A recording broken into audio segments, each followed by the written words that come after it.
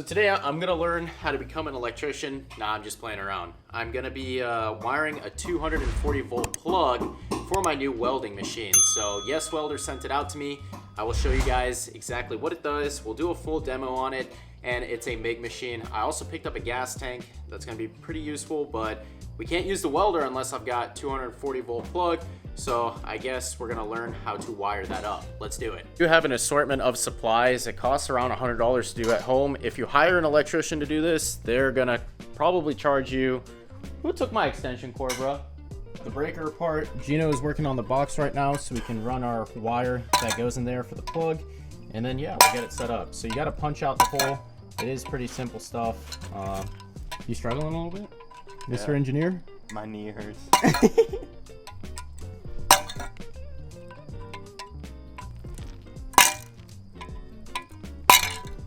What I was talking about. When all of that is done, that's where the wires are going to run to the plug. So it's pretty simple. You just punch it out and then run the wires and get everything mounted. This is 6-gauge wire. It is quite expensive. It's like $6 per foot.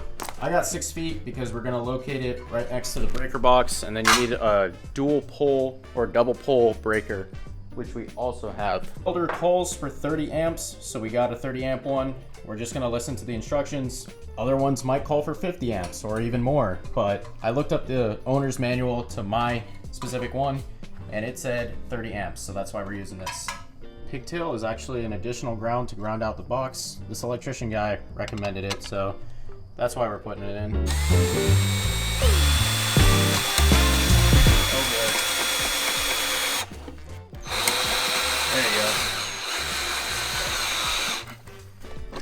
Nice. So that's where the box is going to sit. The ground wire, which is the green, and it's going to go there. And then we got the one from the pigtail. Obviously that's the green one, but it's going on the green terminal. You can see it right there.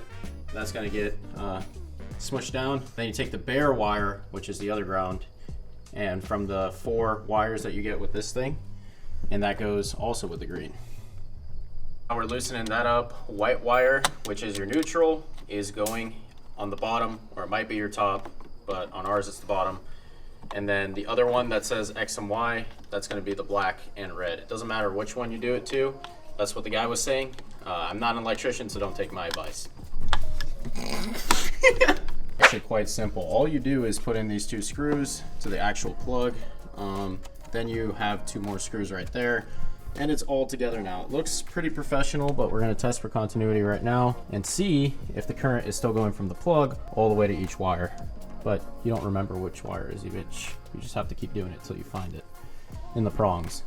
Continuity right now, 1 probe on the red wire, 1 probe here to the red wire on the other end. Should hear a beeping noise.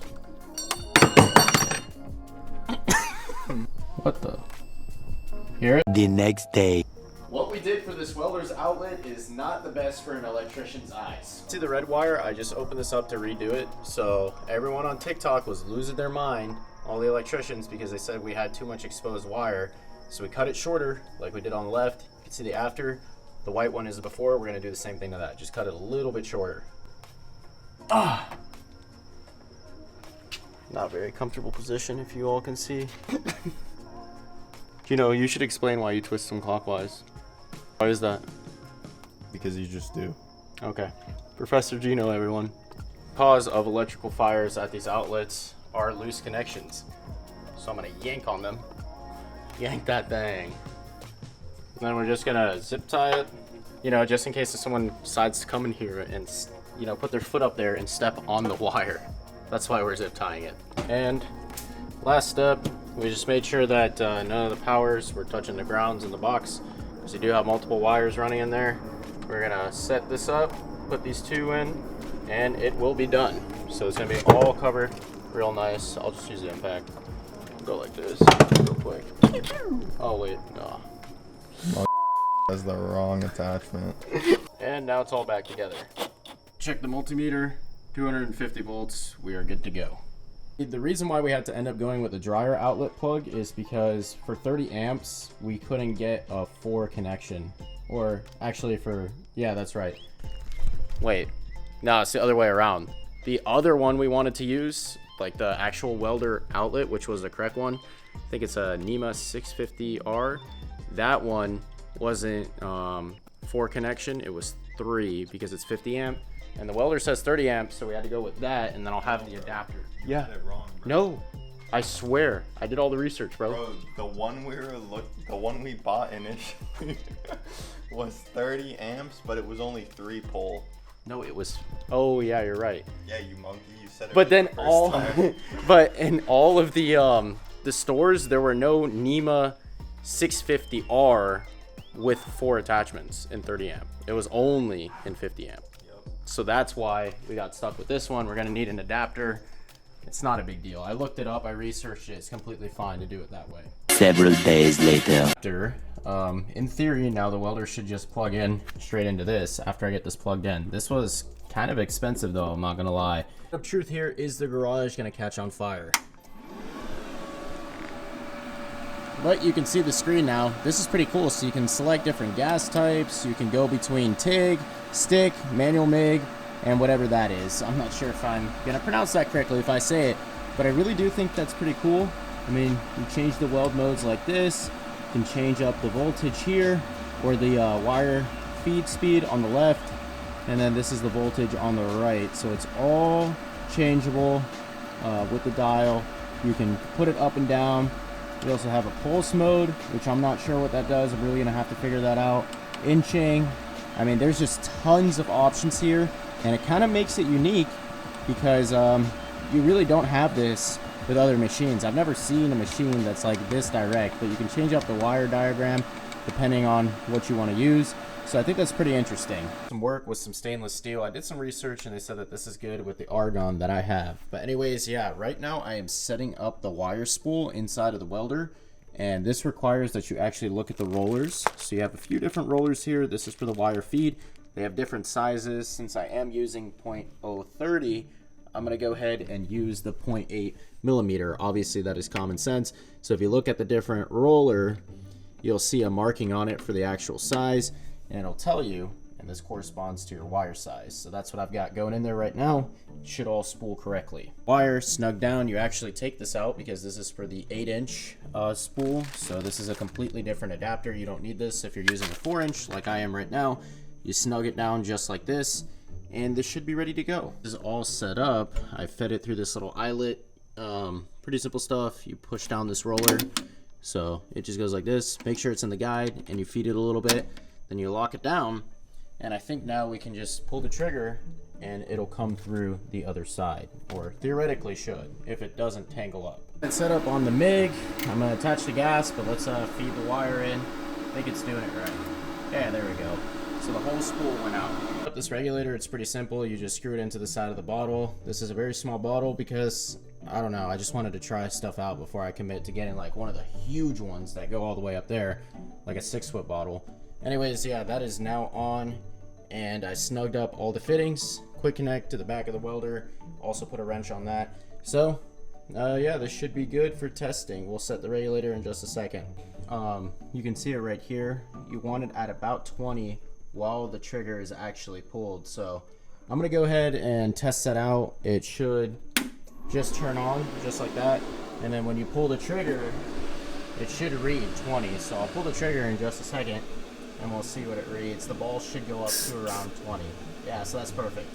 To show you guys the settings, I'm going to mess with the voltage and the wire speed when I see how it lays, but I've got it on manual MIG.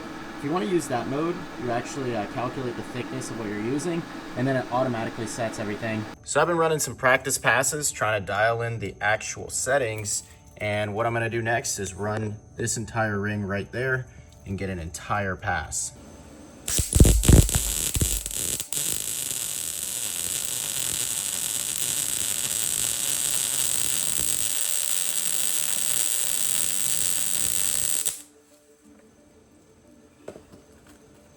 Not too bad, not too bad. It's really about how comfortable you are.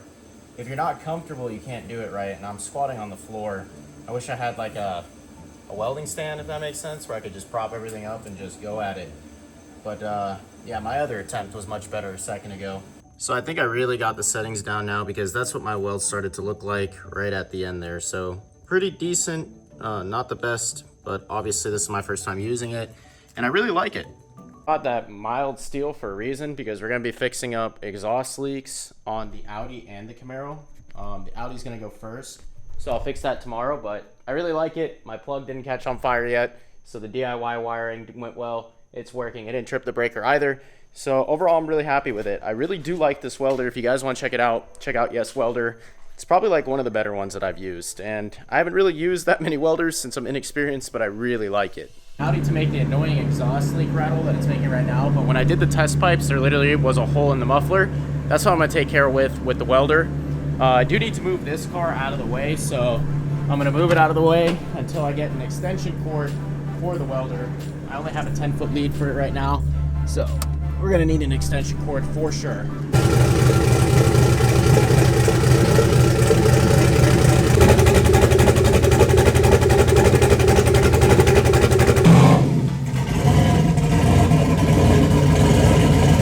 Sent me this awesome new dragon hood with the welder too. I really like it, so may as well use it while we fix up the exhaust. This is gonna be my new go-to welding hood. I like it a lot. It's got 3 different modes in there: cut, grind, weld. Usually these things only come with 2 different modes. Got tons of sensitivity and delay settings as well. And I mean, this thing looks freaking awesome. Who wouldn't like it? So yeah, this is gonna be my new go-to hood. Try it on for you all right now. So let me know what you think. It looks pretty cool. And I do also like the fact that it has like the side visibility out of here. So unlike my other welding hood, you basically only have the welding glass in the middle. Here you have welding glass on the sides too, so you can see out of the sides with your peripheral vision, which is a cool feature on this guy. Now, I cannot find the exhaust leak on the Audi. I went under there, looked at the muffler. There's definitely a hole in the muffler somewhere. I'm thinking it's like on the top. That's why I can't see it. So I'm gonna have to drop the full exhaust, and then we can fix it up. Can't figure out the exhaust leak on the Audi. I know I have an exhaust leak on this car, and I also know that this muffler keeps on vibrating off the clamp, so it gets lower and lower until it completely falls off. I actually already had the muffler fall off one time because of the clamp. The vibrations knock it loose. So we're saying goodbye to the clamp, and we are welding that thing on. Let's go ahead and get started. We need to jack up the car, weld that, and then we'll fix some exhaust leaks that are closer to the headers with the welder too. Not dealing with this again. That side is clearly about to fall off again. I didn't even lay any real beads because you can't even do that while the exhaust is still on, so the tacks did the job. It's a lot better now. I'll show you all how it looks. I adjusted it. You can barely tell now, really. It's off by maybe a 1/4 inch on one side, but I'll take that over what it was at before. It was literally so off. On TikTok Live, and I was messing around, you know, trying to practice some more on stainless steel because it is quite difficult. And people told me to connect those 2 cats together with a piece of mandrel bent tubing, and I did. And then I threw it off the roof, and it survived the entire thing. So that's pretty much gonna do it for testing out this new welder. I do have a new project planned for the welder that we are gonna be using it for. We're gonna make a custom breather tank for my Camaro, or a catch can. So that'll come next. I really like the machine. You know, gotta say it one more time. And if you guys enjoyed this one, please remember to comment, like, and subscribe, and I'll see you in the next one.